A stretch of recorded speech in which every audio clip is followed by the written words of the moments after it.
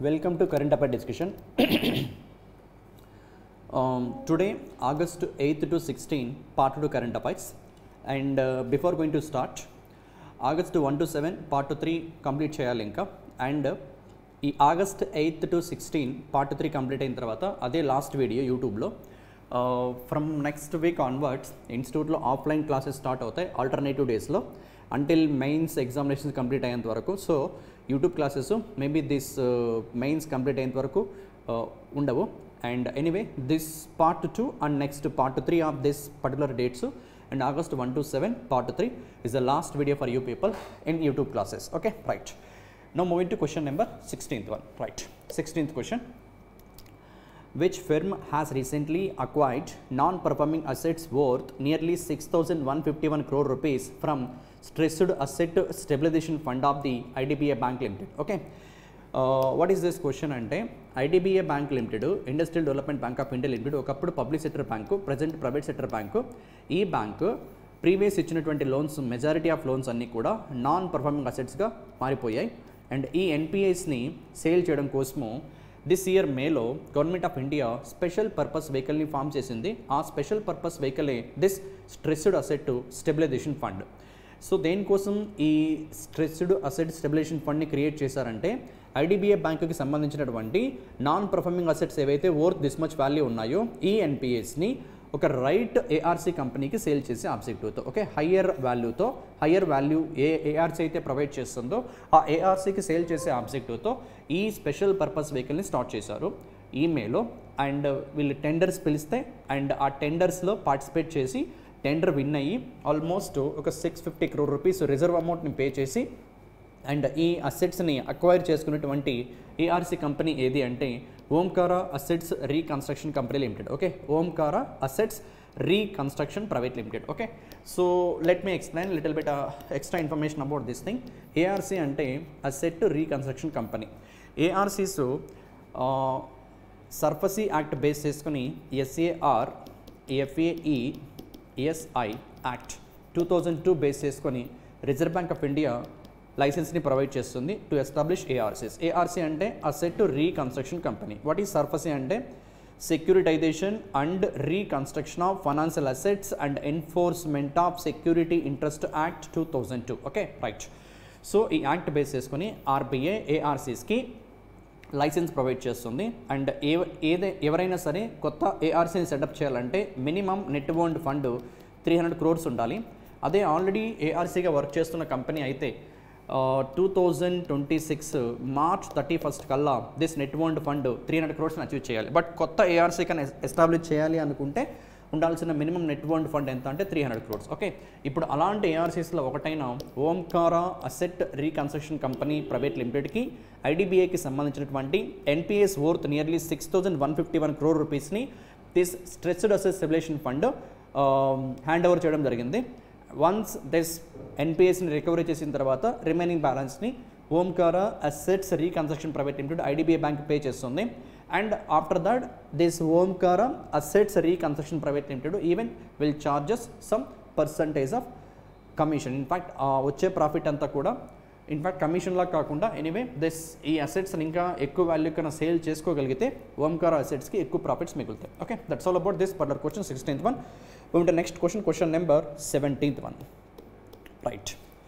So the Indian gold sector, with the support of the World Gold Council and the headquarter of World Gold Council, you can see it is in London, UK, established first self-regulatory body named the Indian Association for Gold Excellence and Standards in order to boost consumer trust. Okay, right.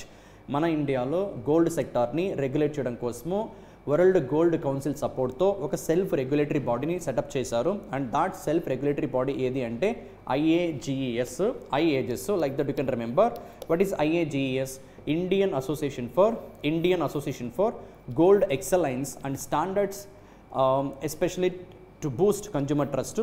And దీని objective ఏం చూస్తే to promote fair, transparent and sustainable practices in the bullion industry. It will cover the whole value chain of gold industry, that is from bullion trade nunchi refinery trading to manufacturing retailing and digital platforms. So మన ఇండియాలో gold సెక్టార్ని, gold ఇండస్ట్రీని regulate చేయడం కోసం ఒక self regulatory body form చేశారు. ముంబైలో ఉంటుంది head quarter. IAGS is the acronym. What is IAGS? Indian Association for Gold Excellence and Standards, and with the support of World Gold Council, this self-regulatory body was established. And where is the location of World Gold Council? And it's in London, UK. That's all about 17th one. Now moving to 18th question. 18th question ఒక report ఎవరు publish చేశారంటే WTO, world trade organization. దీని head quarter Geneva, Switzerland. అదే WTOతో ఇంకొక organization ఉంది, that is world tourism organization. whereas tourism organization head quarter Spain, మాడ్రిడ్లో ఉంటుంది. Spain, Madrid. Anyway this report ఏంటంటే, look at the question. According to the world trade organization report titled world trade statistical review. ఇది report of title. ఈ రిపోర్ట్లో ఏం చెప్తుందంటే, world wide ఉన్నటువంటి all countries యొక్క అగ్రికల్చర్ ఎక్స్పోర్ట్స్ 2023లో ఏ విధంగా ఉన్నాయని చెప్పి రిపోర్ట్ మాట్లాడుతుంది. మన ఇండియా 2023లో ఎక్స్పోర్ట్ చేసినటువంటి అగ్రికల్చర్ వాల్యూ ఎంత అంటే, మనీ వాల్యూ ఎంత అంటే $51 బిలియన్. ఓకే, ఇది నియర్లీ మన ఇండియన్ జీడిపిలో 1.3%. ఇది ఎక్స్పోర్ట్స్ గురించి మాట్లాడుతున్నా, నాట్ అగ్రికల్చర్ ప్రొడక్షన్ గురించి. యాక్చువల్గా అగ్రికల్చర్ సెక్టారు మన ఇండియన్ జీడిపికి ఎక్కువగా కంట్రిబ్యూట్ చేస్తున్న సెక్టారు సర్వీస్ సెక్టార్. సెకండ్ ప్లేస్లో ఇండస్ట్రీస్ ఉన్నాయి, manufacturing, core industrial sector. Third ప్లేస్లో అగ్రికల్చర్ ఉంటుంది. ఓకే, జీడిపికి ఎక్కువ కంట్రిబ్యూషను ఏ సెక్టార్స్ నుంచి వస్తుందంటే, service sector nearly 54%, industrial sector nearly 27%, it's 54 and almost 27 means like 71, 81 and almost 18 నుంచి 19% అగ్రికల్చర్ సెక్టార్ ఉంటుంది మన ఇండియన్ జీడిపికి కంట్రిబ్యూట్ చేసినటువంటి సెక్టార్స్ వైజ్ చూస్తే. హైయెస్ట్ కంట్రిబ్యూషన్ మన ఇండియన్ జీడిపిలో దేని నుంచి వస్తుందంటే సర్వీస్ సెక్టార్. బట్ ఇక్కడ క్వశ్చన్ ఏంటంటే, ఎక్స్పోర్ట్స్ గురించి మాట్లాడుతున్నా, ప్రొడక్షన్ గురించి కాదు. ప్రొడక్షన్ 18 to 19% కంట్రిబ్యూషన్ ఉంటే ఇండియన్ జీడిపికి, ఎక్స్పోర్ట్స్ మన ఇండియన్ జీడిపిలో జస్ట్ 1.3% మాత్రమే ఉన్నాయి. Because Indian GDP almost number 300 trillions. దీంట్లో $51 బిలియన్ అంటే 51 into 100 into 83 వేస్తే అన్ని లక్షల కోట్లు అవుతుంది. That is hardly just 1.3% of Indian GDP. With this much ఎక్స్పోర్ట్స్తో India world wide 8th largest agriculture exports కంట్రీగా ఉంది. బట్ ఫస్ట్ ప్లేస్లో ఏ కంట్రీ ఉంది అంటే, if you look at here, European Union ranked first with export value of this much, $836 billion. It's మన ఇండియాతో compare చేస్తే almost 16 to 17 times. And second ప్లేస్లో అమెరికా ఉంది. అండ్ అమెరికా ఎక్స్పోర్ట్ చేసిన వాల్యూ $198 బిలియన్. మనకన్నా 4 times ఎక్కువ అగ్రికల్చర్ ఎక్స్పోర్ట్స్ని export చేస్తున్నారు. అండ్ థర్డ్ ప్లేస్లో బ్రెజిల్ ఉంది. Okay, and even top 10 countries if you look at here, మనకన్నా బెస్ట్గా అగ్రికల్చర్ ఎక్స్పోర్ట్స్ని even Indonesia, Thailand and China, Canada, these countries మనకన్నా ముందు పొజిషన్లోనే ఉన్నాయి. That's all about this particular question. 18th question simply it's a report. What's a report? World trade statistical review. ఎవరు release చేశారంటే WTO, world trade organization. The head quarter Geneva, Switzerland. And other WTO, world tourism organization head quarter Spain, Madrid. This report ప్రకారం India 2023లో agriculture exports value $51 billion. It is exports value in terms of Indian GDP 1.3%. But agriculture sector Indian జీడిపిలో 18 to 19% ఉంటుంది. But highest Indian జీడిపికి contribute sector ఏది అంటే service sector. Second ప్లేస్లో industries ఉంటుంది. And next last ఇయర్లో మన ఇండియా 2022లో ఎక్స్పోర్ట్ చేసిన వాల్యూ $55 బిలియన్. అండ్ నౌ అది కొంచెం రెడ్యూస్ అయ్యి $51 బిలియన్ ఎక్స్పోర్ట్ చేసాం. స్టిల్ మనం 8th spotలో ఉన్నాం. Last year 8th spot, this year కూడా 8th spot. Versus highest agriculture ప్రొడక్షన్ని, ఇన్ఫ్యాక్ట్ అగ్రికల్చర్ ఎక్స్పోర్ట్ చేసినటువంటి యూనియన్ ఏది అంటే European Union. It's 27 countries combination. Versus America second ప్లేస్లో, బ్రెజిల్ థర్డ్ ప్లేస్లో ఉన్నాయి, చైనా 4th, కెనడా 5th spotలో ఉన్నాయి. మనకన్నా ముందు ఇండోనేషియా, థాయిలాండ్ కూడా ఉన్నాయి. That's all about 18th question. ఇంకా next question number 19th one, right? Yeah, this question it's in fact bi-monthly monetary policy of the financial year FY25. Let me give a clarity about this particular thing first. FY25, there are 4 quarters, Q1, Q2, Q3, Q4. So April నుంచి June వరకు first quarter, July, August, September second quarter, October to December third quarter, and Jan to March fourth quarter.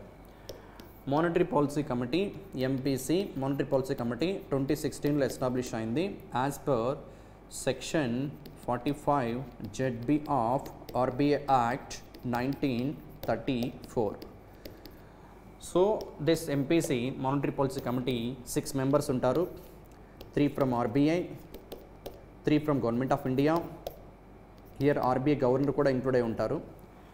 So ఈ MPC ఏంటంటే every at least quarterly meet అవ్వాలి, అంటే ఇయర్లో 4 times meet అవ్వాలి. 4 times అది at least minimum. దీనికన్నా ఎక్కువ నెంబర్ ఆఫ్ టైమ్స్ మీట్ అవ్వచ్చు అంటే మీట్ అవ్వచ్చు. ఇప్పుడు వాళ్ళు అదే చేస్తున్నారు, బై మంత్లీ మీట్ అవుతున్నారు. ఓకే, బై మంత్లీ అంటే 2 మంత్స్కి ఒకసారి. బై మంత్లీ మీన్స్ 2 మంత్స్కి ఒకసారి అయినప్పుడు ఒక ఫినాన్షియల్ ఇయర్లో 6 టైమ్స్ మీట్ అవుతున్నారు. Some times even more than this figure కూడా మీట్ అయ్యారు. కోవిడ్ వచ్చినప్పుడు 7 టైమ్స్ మీట్ అయ్యారు. అలా నీడ్ బేస్ చేసుకొని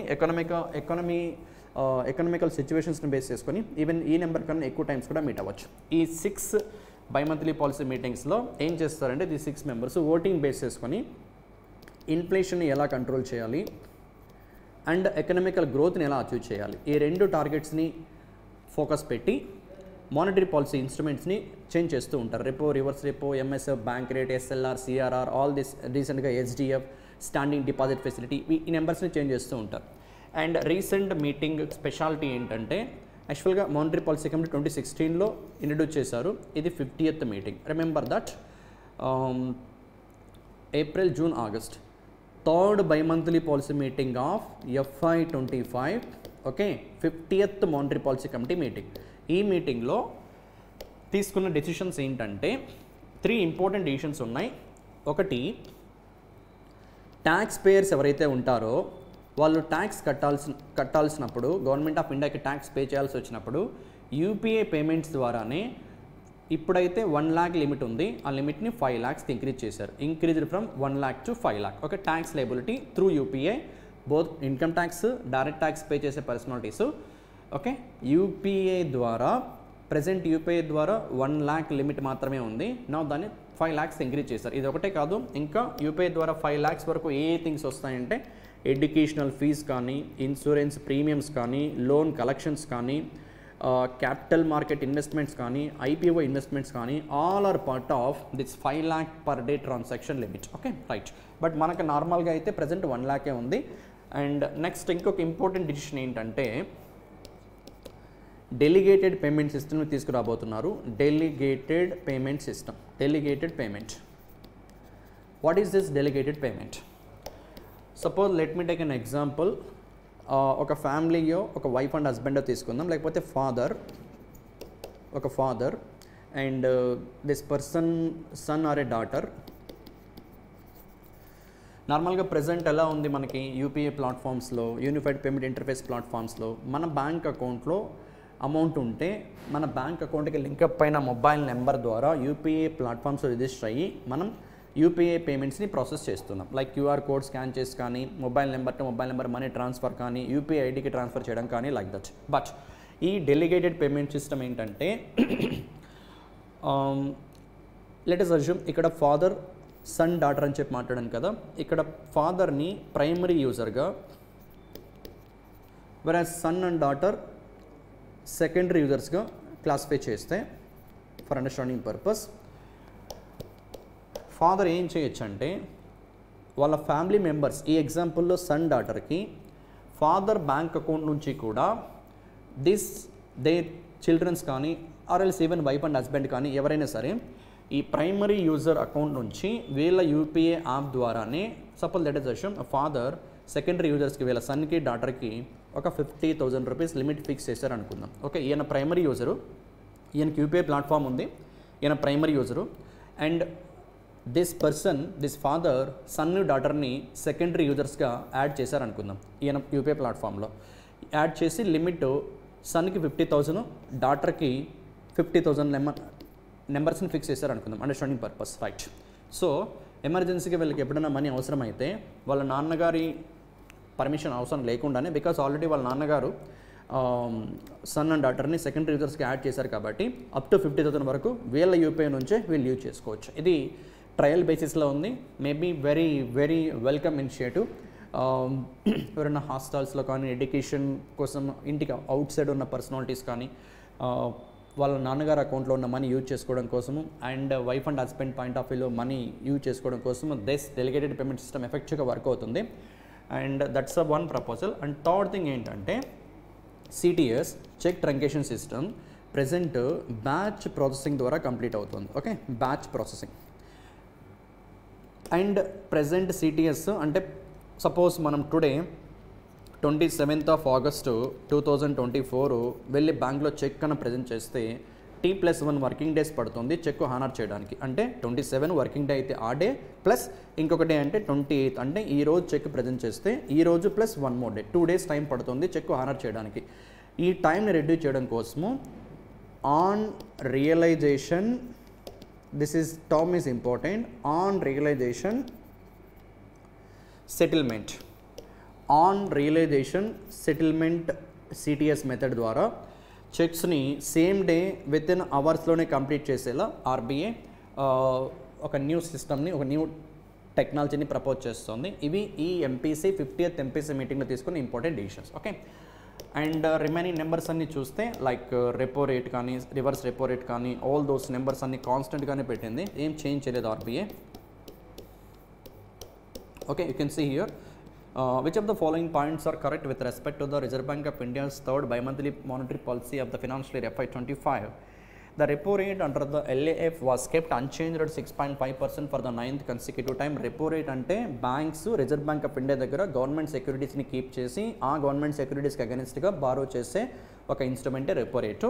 ఈ రేట్ ఆఫ్ ఇది పర్సంటేజ్ ఏంటంటే రేట్ ఆఫ్ ఇంట్రెస్ట్, బ్యాంక్ ఎంతైతే అప్పు చేస్తాయో ఆ అప్పుకి కట్టాల్సినటువంటి వడ్డీ ఇది. అంటే percentage of principal per year బేసిస్న. ఓకే, 6.5%. అండ్ దిస్ నెంబర్స్ ఏం గుర్తుపెట్టుకోవాల్సిన పని లేదు, జీడిపీస్ ఇవి చేంజ్ అవుతూ ఉంటాయి.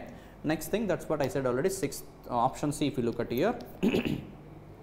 The RBI has proposed to increase the unified payments interface limit for tax payments from 1 lakh to 5 lakh to help taxpayers to pay higher tax liability quickly. Okay, any correct question lo, all ABC correct, but the points that we need to give importance, as I said earlier, FY25 meeting was the RBI's 50th MPC meeting. FY25లో third bimonthly policy meeting, ఓవరాల్గా 50th MPC meeting తీసుకుని important decisions ఇందాకే చెప్పాను. ఒకటి tax liability increase చేయడం, రెండోది look at here on realisation settlement ద్వారా చెక్స్ని చాలా ఫాస్ట్గా ప్రాసెస్ చేయడం కోసము ఆ ప్రపోజల్ పెట్టడం జరిగింది. ప్రజెంట్ అయితే చెక్స్ని బ్యాచ్ ప్రాసెసింగ్ మోడ్లో ప్రాసెస్ చేస్తున్నారు. That's why it is taking T+1 working day. దీన్ని అవర్స్లోకి చేంజ్ చేయడం కోసము this one on realisation settlement ORS CTS system. Next thing, delegated payments. If you look at here, delegated payments. What is delegated payments? Primary user ఉంటారు, secondary user ఉంటారు. Primary user account నుంచి secondary users money use చేసుకోవచ్చు. Primary user limit ఎంతైతే keep చేసి ఉంటారో ఆ లిమిట్కి లోబడి. Okay, right. That's all about this question. Very important updates from RBI. Let me give one more time revision. That is simply 50th Monetary Policy Committee meeting this Augustలో 2024 జరిగింది. 3 important decisions. ఒకటి, tax liability పేమెంట్స్ని 1 lakh నుంచి 5 lakhsకి UPI ద్వారా pay చేసి RBI decision తీసుకుంది. రెండోది, చెక్స్ని ప్రజెంట్ బ్యాచ్ ప్రాసెసింగ్లో హానర్ చేస్తున్నారు. That's why it is taking T+1 working day. Rather than this, now RBI is going to introduce ORS on realisation settlement CTS system ద్వారా, సో దట్ సేమ్ డేనే settle అయ్యేలా ఈ proposed system. And one more thing, delegated పేమెంట్స్లో primary user ఉంటారు, secondary user ఉంటారు. Primary user ఎవరైనా ఉండొచ్చు, even primary యూజర్గా సన్ కూడా ఉండొచ్చు, ఫాదర్ని సెకండరీ యూజర్గా యాడ్ చేసుకోవచ్చు. Whoever it may be, family members ఫ్యామిలీకి ఎస్పెషల్ యూస్ఫుల్గా ఉంటుంది. And these are the important decisions taken by RBI in this third bimonthly policy meeting of this financial year. But overall it is the 50th MPC meeting. ముందు next question number 20th question, right. So what is this question? In August, the government of India relaxed rules for real estate allowing property owners to choose between a 20% tax rate with the indexation benefits or a reduced 12.5% tax rate without indexation. And yes, that is especially long-term capital gains. Okay, LTCG. The government of India relaxed the LTCG rules for real estate allowing property owners to choose between a 20% tax rate with indexation benefits or a reduced 12.5% tax rate without indexation. What is this question? With an example I will explain, but correct answer for this question is LTCG, long term capital gains. Now what is long term capital gains? Normal ga equity మార్కెట్స్లో అంటే stock మార్కెట్లో 12 months కన్నా ఎక్కువ time invest చేస్తే దాన్ని long term investment అంటారు. Less than 12 months అంటే that is short term investment అంటారు. అండ్ వీటి ద్వారా వచ్చిన రిటర్న్స్ని లాంగ్ టర్మ్ ఇన్వెస్ట్మెంట్ ద్వారా వస్తే లాంగ్ టర్మ్ క్యాపిటల్ గెయిన్స్ అంటారు. షార్ట్ టర్మ్లోనే మనీ అర్న్ చేస్తే షార్ట్ టర్మ్ క్యాపిటల్ గెయిన్స్ అంటారు. ఇది నార్మల్గా ఉన్న థింగ్. బట్ ఇక్కడ క్వశ్చన్లో ఏముందంటే it's all about real estate. Look at the question. In August 2024, the government of India relaxed the LTCG rules, okay, long-term capital gains rules for what? Real estate, allowing property owners to choose between either this percent tax with indexation benefits or this percent tax without indexation. Now let me explain what is indexation, what is without indexation with a practical example, right? And before going to that, real estate lo long-term investment ante enti ante ఇందాక stock మార్కెట్లో 1 year కన్నా ఎక్కువ invest చేస్తే long term investment అని చెప్పాను కదా. But real ఎస్టేట్లో 24 months కన్నా ఎక్కువ టైం కన్నా ఒక ప్రాపర్టీని హోల్డ్ చేస్తే ఓన్ అయి ఉంటే అది లాంగ్ టర్మ్ ఇన్వెస్ట్మెంట్ అవుతుంది. 24 months కన్నా అంటే ఇక్కడ 2 years వరకు ఒక ప్రాపర్టీని హోల్డ్ చేసి ఉంచితే మన పేరు పైనే అది లాంగ్ టర్మ్ ఇన్వెస్ట్మెంట్ అవుతుంది. వెరస్ 24 months కన్నా తక్కువ టైం అయితే షార్ట్ టర్మ్ ఇన్వెస్ట్మెంట్ అవుతుంది. టేక్ అన్ ఎగ్జాంపుల్, ఒక పర్సన్ ఎక్స్ అనే పర్సన్ 2021లో హైదరాబాద్లో ఒక మెట్రో సిటీలో ఒక 3 BHK ఫ్లాట్ని, okay, real estate point of view example తీసుకొని మాట్లాడుతున్నా, 3 BHK ఫ్లాట్ని ఒక 1 crore rupees పెట్టి ఇన్వెస్ట్ చేసాడు అనుకుందాం, పర్చేజ్ చేసాడు అనుకుందాం. ఎప్పుడు 2021లో, రైట్. నౌ 2024కి వచ్చాము ఇప్పుడు మనము. Now he want to sale is 3 BHK property at a cost of 2 crore rupees, right. So let us assume on that day 1 crore కాకుండా ఆ రోజు 3 BHK 1 crore లేదు 2021లో. Take a number called 50 lakhs and today almost 1.5 crore పైగానే ఉంది. And take a number called 2 crore round figure, right. So okay, 2021లో 3 BHK flat 50 lakhs పెట్టి purchase చేసాడు అనుకుందాం. 2024లో సేమ్ 3 BHK ఫ్లాట్ని 2 crores సేల్ చేస్తున్నాడు అనుకుందాం, రైట్. నా ఇక్కడ ఎన్ని ఇయర్స్ స్టే చేశారు? 3 years కాబట్టి 36 months కాబట్టి ఈ ఇన్వెస్ట్మెంట్ లాంగ్ టర్మ్ ఇన్వెస్ట్మెంట్ అవుతుంది. Okay, long term capital gains కిందకు వస్తుంది. బికాస్ 24 months కన్నా ఎక్కువ టైం ఇన్వెస్ట్ చేస్తే that will be considered as a long term capital gains. Now how the calculation, ఇక్కడ 2 cases ఉన్నాయి కదా. ఒకటేంటి, 20% ట్యాక్స్ విత్ ఇండెక్సేషన్ బెనిఫిట్ ఉంది, ఓకే, రైట్. సెకండ్ కేసు ఏంటి, 12.5% tax without indexation, right. What is indexation? Inflation యొక్క ఎఫెక్ట్ని కూడా include చేస్తే అది ఇండెక్సేషన్. అంటే మన ఇండియాలో ఇన్ఫ్లేషన్ యావరేజ్గా యాక్చువల్గా మన ఆర్బీఐకి ఎంపీసీకి గవర్నమెంట్ ఆఫ్ ఇండియాకి ఉన్న టార్గెట్ 4 ± 2%లో ఉంచాలని చెప్పి, అంటే lower bracket 2 upper bracket 6. And almost last 3 years నుంచి ఇన్ఫ్లేషన్ అరౌండ్ 6% రేంజ్లో ఉంది అనుకుందాం. Understanding purpose inflation 6%, right. Yeah, now what actually it means, if you look at year 50 lakhs పెట్టి పర్చేజ్ చేశాడు అనుకుందాం 2021లో. దీనికి రెనోవేషన్ కోసము, అంటే ఆ హౌస్ యొక్క రెనోవేషన్ కోసము ఇంకొక 30 lakhs స్పెండ్ చేశారు అనుకుందాం. 30 lakhs ఓవరాల్గా స్పెండ్ చేసిన అమౌంట్ 80 lakhs. అండ్ ఈ 3 yearsలో ఇన్ఫ్లేషను ఇయర్కి 6% అనుకుంటే 18% ఆఫ్ 80 lakhs.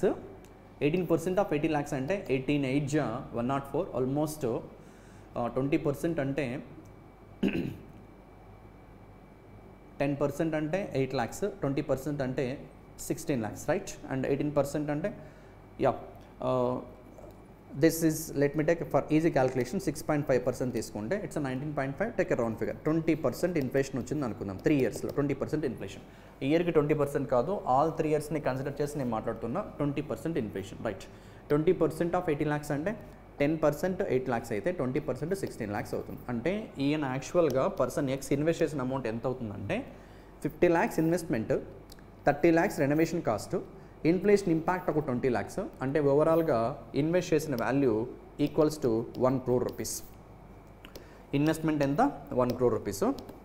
ఇది ఇన్వెస్ట్మెంట్ చేసిన వాల్యూ అవుతుంది. ఈవెన్ దో ఆయన ఇన్వెస్ట్ చేసింది 50 lakhs ప్లస్ 30 lakhs అయినా కూడా బికాస్ ఆఫ్ ఇన్ఫ్లేషన్ ఎఫెక్ట్ వల్ల మనకి వాల్యూ లాస్ అవుతుంది కాబట్టి that's what 1 crore rupees investment అనుకుంటే, ఇప్పుడు సేల్ చేస్తున్న వాల్యూ 2 crores కాబట్టి 2 crore మైనస్ 1 crore వేస్తే వచ్చిన ప్రాఫిట్టే 1 crore రూపీస్. ఈ 1 crore ఇక్కడ ఇన్ఫ్లేషన్ ఇంపాక్ట్ ఇంక్లూడ్ అయ్యింది కాబట్టి ఎక్స్పెన్స్ కిందకి ఇంక్లూడ్ చేశారు కాబట్టి ఇప్పుడు ట్యాక్స్ ఎంత పడుతుందంటే 20% ట్యాక్స్ పడుతుంది. ఎల్టీసీజీ ఇండెక్స్ విత్ ఇండెక్సేషన్ అంటే this the example. Okay, 20%, that is simply 20 lakhs government of ఇండియాకి ట్యాక్స్ కట్టాలి. ఓకే, ఇది option 1, that is 20% with the indexation. Without indexation tax ఎంత 12.5%. ఇప్పుడు ఎలా కన్సిడర్ చేస్తారంటే ఇన్వెస్ట్ చేసిన అమౌంట్ 50 lakhs, దానికి రెనోవేషన్కి 30 lakhs, ఇక్కడ ఇన్ఫ్లేషన్ బెనిఫిట్ ఏమి ఇవ్వరు బికాస్ వితౌట్ ఇండెక్సేషన్ కాబట్టి అందుకే ట్యాక్స్ తగ్గిస్తున్నారు. ఓకే, 12.5% అంటే ఇప్పుడు 80 lakhs ఇన్వెస్ట్మెంట్ అవుతుంది, సేల్ చేస్తున్న ప్రైస్ 2 crores అవుతుంది,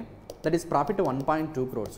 ఈ 1.2 crore కట్టాల్సిన ట్యాక్స్ 12.5% ట్యాక్స్ కట్టాలి. ఓకే, 12.5 దిస్ ఎంతైతే నెంబర్ వస్తుందో అంత, ఆల్మోస్ట్ 1.2 అంటే 1 crore అంటేనే 10%కి 12.5 lakhs అవుతుంది 1 crore. ఇంకా 20 lakhs పెండింగ్ ఉంది. 20 lakhsలో మళ్ళీ 12.5% అంటే almost 2 lakhs, nearly 15 lakhs pay చేయాలి. ఓకే, ఇక్కడ ఫస్ట్ చాయిస్ కన్నా చూసుకుంటే 20 lakhs ట్యాక్స్ పే చేయాల్సి వస్తుంది, whereas without indexation 15 lakhs tax pay చేయాలి. ఇది ఆ పర్సన్ యొక్క wish whether they want to go with indexation or without indexation. Anyway మీ స్టాండర్డ్స్కి అయితే ఎగ్జామ్ పాయింట్ ఆఫ్ వ్యూలో LTCG abbreviation, STCG abbreviation important, ఇంత డీటెయిల్గా అవసరం లేదు, but anyway this numbers you should remember. So 20% tax LTCG with indexation, 12.5% tax without indexation ఏ సెక్టర్లో అంటే రియల్ ఎస్టేట్లో, అది గవర్నమెంట్ ఆఫ్ ఇండియా తీసుకున్న decision. Okay, that's all about this particular question 20th one. మూడు నెక్స్ట్ క్వశ్చన్ నెంబర్ 21st. ఈ question ఏంటంటే the Indo American chamber of commerce first ever IACC MSME Center of Excellence was inaugurated at which location? It is in fact Ahmedabad, Gujarat. What is this question అంటే మన ఇండియాలో ఉన్నటువంటి గుజరాత్లో MSMEs development కోసము ఈ centre of ఎక్సలెన్స్ని establish చేశారు. ఇండియాకి కాదు, ఇండియన్ గవర్నమెంట్ తరపున కాదు, గుజరాత్ గవర్నమెంట్ తరపున. Okay, Gujarat government and this one Indian association of in fact Indo American chamber of commerce. Okay, IACC not Indian association, it's Indo American chamber of commerce. వీళ్ళు ఇది ముంబైలో ఉంటుంది. This Indo American chamber of commerce MSME centre of excellence inaugurate చేశారు. ఎక్కడంటే గుజరాత్ అహ్మదాబాద్లో in fact గుజరాత్లో 1 కోటికి పైగా MSMEs ఉన్నాయి. ఈ MSMEs డెవలప్మెంట్ కోసము, వీటిని స్ట్రెంథెన్ చేయడం కోసము American chamber of commerce, Indo American chamber of commerce ఒక సెంటర్ ఆఫ్ ఎక్సలెన్స్ని క్రియేట్ చేసింది. ఎక్కడ అంటే it's in Ahmedabad, Gujarat. Not much to discuss here, ఇది not for entire India, it is for only Gujarat point of view. If you look at the third bullet point, the center will strengthen the industrial relation between India as well as America. In fact ikkada Gujarat, okay, Gujarat as well as America అని చెప్పొచ్చు. Okay, and that's all about 21st, not much to discuss. Simply one word లో చెప్పాలంటే Indo American chamber of commerce and Gujarat government కలిపి IACC MSME centre of ఎక్సలెన్స్ని అహ్మదాబాద్లో establish చేశారు. So to strengthen MSMEs in Gujarat, right. ఇప్పుడు next question number 22nd. ఇది సింపుల్గా static GK but current affair point of view వస్తుంది. Chhattisgarh government announced the establishment of the new tiger reserve named Guru Ghasidas Tamor Pingla tiger reserve, marking it as the 4th tiger reserve in Chhattisgarh. Okay, right. So Chhattisgarh government ఒక కొత్త tiger రిజర్వ్ని announce చేసింది. ఆ tiger reserve name Guru Ghasidas Tamor Pingla tiger reserve. Okay, ఇది ఛత్తీస్గఢ్లో 4th tiger reserve. Already 3 ఉన్నాయి. ఆ 3 ఏంటంటే ఇంద్రావతి ఒకటి, ఉదంతి సీతానది టైగర్ రిజర్వ్ ఒకటి, ఇంకోటి అచ్చనాక్మార్ టైగర్ రిజర్వ్ ఒకటి. ఓకే, ఛత్తీస్గఢ్లో టోటల్గా 4 టైగర్ రిజర్వ్స్. అండ్ ఇప్పుడు కొత్తగా అనౌన్స్ చేసింది Guru Ghasidas Tamor Pingla tiger reserve and remaining 3 Indravati, Udanti Sitanadi and Achanakmar tiger reserve. ఏ స్టేట్లో అంటే ఛత్తీస్గఢ్లో. మొత్తం ఎన్ని 4 టైగర్ రిజర్వ్స్, వాటి నేమ్స్ కూడా. Okay, that's all about 22nd. ముందు next question number 23rd, right. 23rd question. who has been recently appointed as Cabinet Secretary to the Government of India for a 2-year period with effect from 30th August 2024. Okay, right. Present Cabinet Secretary ga Rajiv Gauba unnaru. ఆయన tenure last ఇయరే complete అయింది, but one more year extension ఇచ్చారు. Longest term cabinet సెక్రటరీగా work చేసి record create చేసిన personality Rajiv Gauba. ఇప్పుడు ఆయన ప్లేస్లో ఆగస్టు 30 తర్వాత కొత్త పర్సన్ రాబోతున్నారు. Tamil Nadu cadre personality TV Somanathan present మనకి ఫినాన్స్ సెక్రటరీగా కూడా ఉన్నారు. Okay right, very important this one, because cabinet secretary డైరెక్ట్గా ప్రైమ్ మినిస్టర్కి రిపోర్ట్ చేస్తారు. ప్రయారిటీ వైజు ఆర్డర్ వైజు చూస్తే పవర్స్ వైజ్ మాట్లాడితే 11th మోస్ట్ సీనియర్ బ్యూరోక్రాట్ మన ఇండియన్ గవర్నమెంట్లో క్యాబినెట్ సెక్రటరీ పొజిషను. ఆ క్యాబినెట్ సెక్రటరీగా ప్రజెంట్ ఎవరు అపాయింట్ అయ్యారు అంటే టీవీని సోమనాథన్. ఆగస్ట్ 30 తర్వాత యాక్చువల్ అపాయింట్మెంట్ ఉంటుంది. ఓకే, ఎవరిని రీప్లేస్ చేసి రాజీవ్ గౌబా. ఈ రాజీవ్ గౌబాకి ఒక స్పెషాలిటీ ఉంది. This guy highest term cabinet సెక్రటరీకి వర్క్ చేసిన పర్సనాలిటీ. నార్మల్గా cabinet secretary maximum 4 years appoint అవుతారు. ఎక్స్టెన్షన్ 3 months కూడా ఇవ్వచ్చు, ఎక్స్ట్రా 3 months ఇవ్వచ్చు. బట్ రూల్స్కి అమెండమెంట్స్ చేసి ఈయనకి ఎక్స్టెన్షన్ 1 year ఇచ్చారు. అంటే 5 years వర్క్ చేసి highest number of years cabinet సెక్రటరీగా వర్క్ చేసిన personality Rajiv Gauba. Okay, that's all about 23rd question. 2 personalities ఉన్నారు అక్కడ. TV Somanathan new cabinet secretary replacing Rajiv Gauba. And Rajiv Gauba speciality ఇప్పటి వరకు హైయెస్ట్ టెన్యూర్ టర్మ్ క్యాబినెట్ సెక్రటరీగా వర్క్ చేసిన personality Rajiv Gauba. That's all about 23rd question. ముందు 24th question. 24th question ఏంటంటే cabinet committee and economic affairs 3 స్కీమ్స్కి approvals ఇచ్చింది. ఆ 3 schemes ఏంటో if you look at here. ఒకటి ఆప్షన్ సి చూస్తే clean plant programme. Clean plant programme horticulture క్రాప్స్లో ఏవైతే horticulture plants ఉంటాయో వాటి యొక్క రెసిలియన్స్ని ఫర్ క్లైమేట్ అండ్ క్రాప్ అవుట్పుట్ని పెంచే ఆబ్జెక్టివ్తో డిసీజ్ ఫ్రీ ప్లాంట్స్ని ఫార్మర్స్కి ప్రొవైడ్ చేసి so that better quality fruits పండించి ఆ ఫ్రూట్స్ని కన్జ్యూమర్స్కి మనకి బెటర్ క్వాలిటీతో ప్రొవైడ్ చేయడం అండ్ ఇండియా నుంచి ఫ్రూట్స్ని ఎక్స్పోర్ట్ చేసే స్టాండర్డ్స్ని మెయింటైన్ చేసే ఆబ్జెక్టివ్తో క్లీన్ ప్లాంట్ ప్రోగ్రామ్ అని చెప్పి 2023 బడ్జెట్లో, not this year budget, last year బడ్జెట్లో నిర్మలా సీతారామన్ అనౌన్స్ చేశారు. ఇప్పుడు దానికి అప్రూవల్ ఇవ్వడం జరిగింది. Ministry of agriculture and farmers welfare propose చేస్తే క్యాబినెట్ కమిటీ అప్రూవల్ ఇవ్వడం జరిగింది. అండ్ ఈ ప్రోగ్రామ్ కోసం అలొకేట్ చేసిన funding this much amount of money. Next thing, విలేజెస్లో హౌసెస్ ప్రొవైడ్ చేయడానికి ప్రధాన్ మంత్రి ఆవాస్ యోజన గ్రామీణ్ని మళ్ళీ ఎక్స్టెన్షన్ ఇచ్చారు. FY25 దిస్ ఇయర్ నుంచి FY29 వరకు with outlay of this much 3,06,137 crore rupees. Pradhan Mantri Awas Yojana Gramin. And finally one more thing, this Pradhan Mantri Jivan Yojana, this the scheme Pradhan Mantri Jivan Yojana. ఈ జీవాన్ అంటే జైవ్ ఇంధన్ Vatavaran అనుకూల్ ఫసల washes నివారణ్.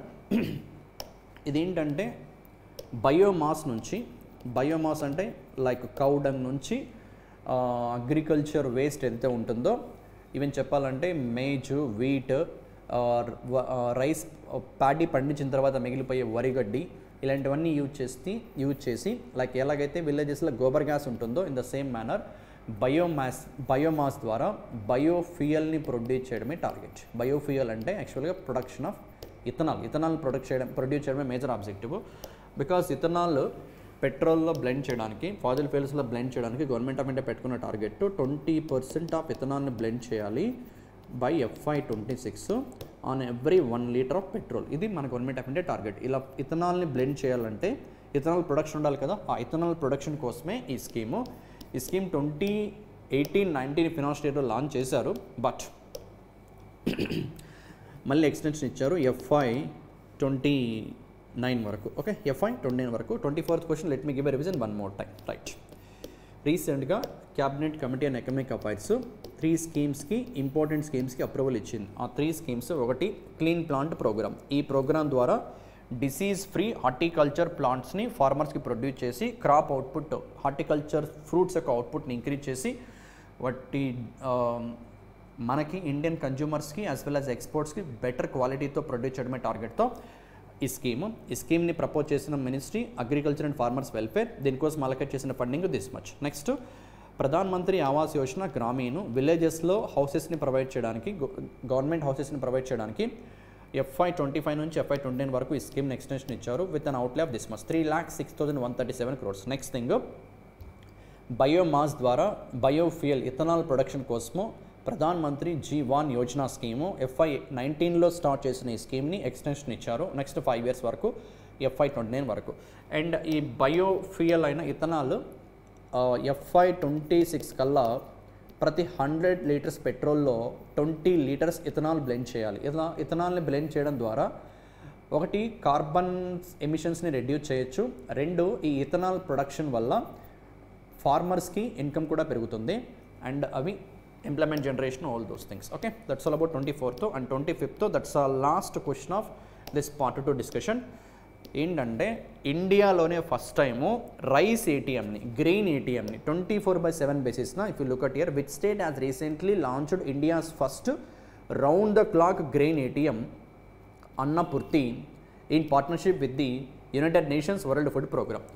So నార్మల్గా public distribution system అంటే మన లోకల్ లాంగ్వేజ్లో చెప్పాలంటే, మనకు బాగా తెలిసిన లాంగ్వేజ్లో చెప్పాలంటే, రేషన్ షాప్స్కి వెళ్ళి మనం రేషను, షుగర్, ఆయిల్స్, పల్సెస్ తీసుకొస్తూ ఉంటాం రేషన్ షాప్కి వెళ్ళి, వైట్ రేషన్ కార్డు ఉంటే. అండ్ ఇదే పబ్లిక్ డిస్ట్రిబ్యూషన్ సిస్టము. ఈ పబ్లిక్ డిస్ట్రిబ్యూషన్ సిస్టంలో ఫస్ట్ టైము ఇండియాలో ఒక స్టేట్ ఒడిషా.